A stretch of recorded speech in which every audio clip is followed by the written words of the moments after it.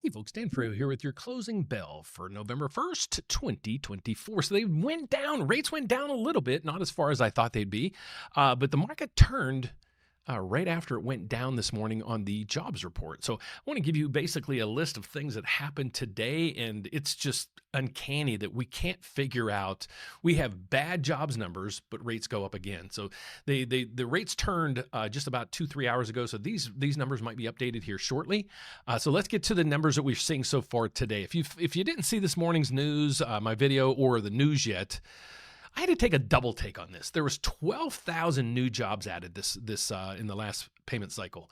And nobody really had a clue how this was going to come in. ADP came in last week or this week, and their number was going to show this at about 100,000. So I'm back to being skeptical on the ADP numbers because they missed this by quite a bit. When I first looked at this, I was like, okay, are they missing a zero there? I thought that was 120,000, but no, it came in at 12,000. So the initial reaction in the markets was the bond market did pretty darn good. Look, out of the gate, here's where we were. So if you follow the bond market and you follow rates, this is what you have to watch. So we watch the MBS market, which is mortgage-backed securities. So here's what you're looking at right through here. Here's where the day opened. Okay, so it was down, 20, and then all of a sudden it got the news how bad the jobs report was, and it spiked all the way up to like 20. And then since then, it just keeps giving back ground. So I don't know if it's election fears next week because nobody knows what's going to go on. But I have a chief economist here. He's on with CNBC. I'm only going to play just a small portion of this in the part that he talks about the employment numbers, and I think we're on the same page here. He does have a little bit of a different dynamic on it, so he starts to dive into the segregation piece of, how much the women's employment grew and how much minority is grew and so forth. So check out this comment, and he's the chief economist. And then we're going to come back and I'm going to show you how the MBS market's actually going against this, the news. And then I'm going to also show you some basically chartings on why rates might continue their upward trend. So we got a lot packed in for you. So let's first get to this interview, and then we're going to come back with all the data that really matters for mortgage rates. So let's get to it. Market reaction to the Washington reaction, the miss on payrolls coming less than a week before the election, of course. Joining us this morning is the Council of Economic Advisors Chair, Jared Bernstein. Jared, happy Friday. Good to have you. Great to be with you. The number itself is obviously going to be a political weapon on either side. How do you explain this 12K? Well, the underlying U.S. economy remains very strong. We have a very supportive data flow for this week, but we know that there were two powerful forces leading to negative and temporary impacts on payroll growth. Those were, of course, the hurricanes that really hit the southeastern United States, wide swaths therein, and the strikes. And if you account for those factors, the underlying pace of payroll job growth is still healthy, probably in the 150,000 range. That's enough to keep the unemployment rate steady. And in fact, the unemployment rate, which doesn't suffer from the same distortions as the payroll count due to the way the surveys are constructed, held at 4.1%, solid wage growth, and of course, that's the problem we have right through here, manufacturing. So is this a blip in the radar because of all the weather situations? But again, we were built on a country of manufacturing, and this is where we really need it to be. We don't need it to be in government jobs, and we don't need to be, we need it in servicing in sections like that. This is where we're really suffering. So when you start seeing a negative 44,000 in manufacturing, it's telling you there's something just wrong, because even if this is down, it shouldn't be down 44,000. So I think he has a deeper take on this. Earlier in the week, strong GDP growth, low inflation, rising real wages and incomes. So take out the distortions, the temporary distortions from these two forces, the U.S. economy remains solid as ever. How do you, Jared, how do you find a number that is reasonable to quantify the storm effect? I know Leisman today was looking into, for example, some correlations between the storms and temporary help, for example. Right. It's an important question. And in fact, the Bureau of Labor Statistics themselves, which doesn't usually make this kind of a statement, pointed out that the storms did negatively affect the payroll count, but they couldn't quantify it. Look, first of all, on the strikes, we know that was responsible for the significant, about a 44,000 decline in transportation workers in manufacturing. When it comes to the storm, I've seen estimates of 50 to 100,000 in terms of negatives there.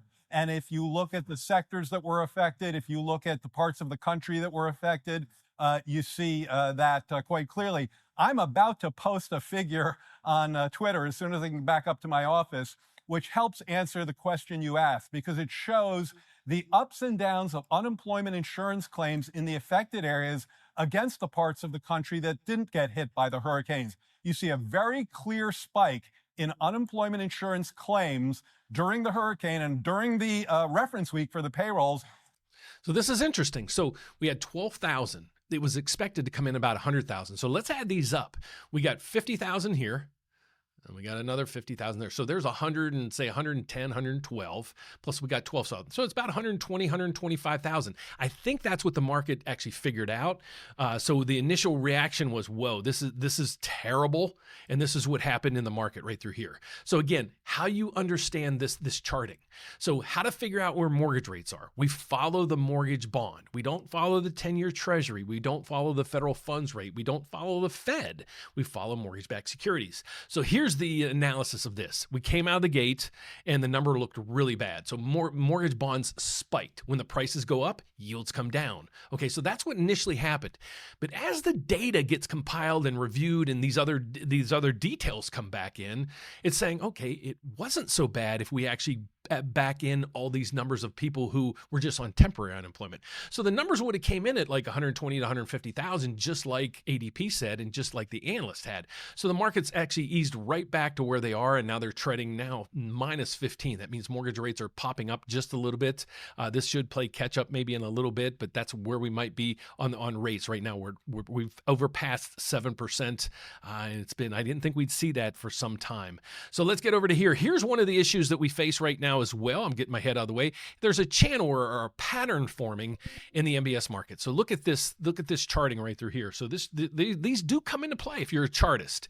This is telling us, you know, here's the range of what the bonds are doing, and it's just keeps ticking up and up and up and up. So there's a trajectory here of it's not looking good on the pattern. So we need the data to come in to help the situation. So now let's get over the equity markets, and it's a completely different story there. Remember yesterday we lost like 500 on the Dow. We got almost all of it back today. So you see the major indices right through here. Most of them are up almost close to 1%. I've never seen a market that's up 1% one day, down 1% one day, up 1%. There's major swings, and that's the tough part. We need just, you know, slow and steady. Again, the VIX is starting to come down. This is the anxiety level of the markets. Let's go over to crypto, see what it's doing. It is in the red. Now it's below 70,000. This thing's been moving. Remember I said the trading range on this is about 64 to 70. So I usually buy at 64, 63, 62, and then I release at about 70. I sell it off. This time I held, my one son's telling me, Dad, hold it for the long term. So that's what I'm doing. But you know, if I'm a trader on this, I buy at 64, sell at 70. I'm not telling you guys what to do. It's just what I do, and we can talk about that on Stock Talk Tuesday next Tuesday.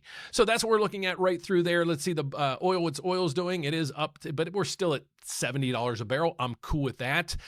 So that's what we're looking at the broad markets. Let's get over the overall growth of the economy or health of the economy. We go over this on a daily basis.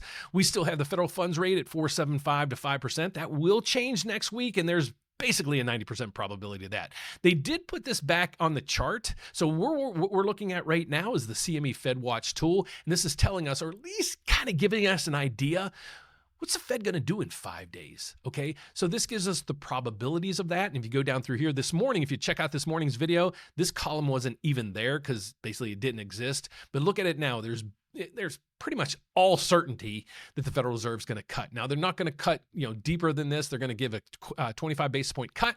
And then from there, honestly, I don't know where it's going to go. Most people are saying they're going to cut another 25 basis points. I'm saying they might be one and done for this year and then see how next year goes. But that's just me. So we're going to have to check out and see what happens next week. The election, wars in the Middle East, and things like that. They're playing havoc on everything. And it's hard to give our forecast at this time. So Here's where mortgage rates are. My name is Dan Frio. I'm actually a loan officer. I'd love to win your business. Okay, I'm licensed in all 50 states as well as Puerto Rico, and I'm here to help you. So our goal here is to help you from basically the initial application phase all the way to the keys in your pocket. So we can help you. We help with credit. We help you find a realtor if you need a realtor. We help you structure the loans. We help you do all the different things. We're not just the place to go to, hey, I want the lowest rate in town. We might not be the place for you. We're here to help you, educate you, assist you, and walk you through and get your team, help build your team together, because you need a mortgage person, you need a realtor, and in most cases, you need an attorney. We'd love to help you put that team together to make your transaction as smooth as possible. So my name is Dan Frio. Check us out at therateupdate.com. Here's our website. One thing I want you to check out, and I say this every day, check out the Grant Finder, folks. These are 4 hand-picked programs that we chose because they're the closest things to free money as we could possibly get. And we have a new feature just launched today. If you want to hit the Apply Now button, here's what you're going to get. You're going to click that. You're going to click to the next screen, and then here's what comes up. It's me. And you just click this. I'm going to walk you through kind of the first pieces of this equation. And then at the end of this, you can either put in your application or schedule an appointment with me so we can talk about it. So check that out. It's a pretty cool feature we just created today. But if you'd rather call us or, just reach out to us that way, you got to go back to the website, scroll all the way down to the bottom, and there's our information. You can call us at 844-775-5626, or you can reach me by email at dan@therateupdate.com.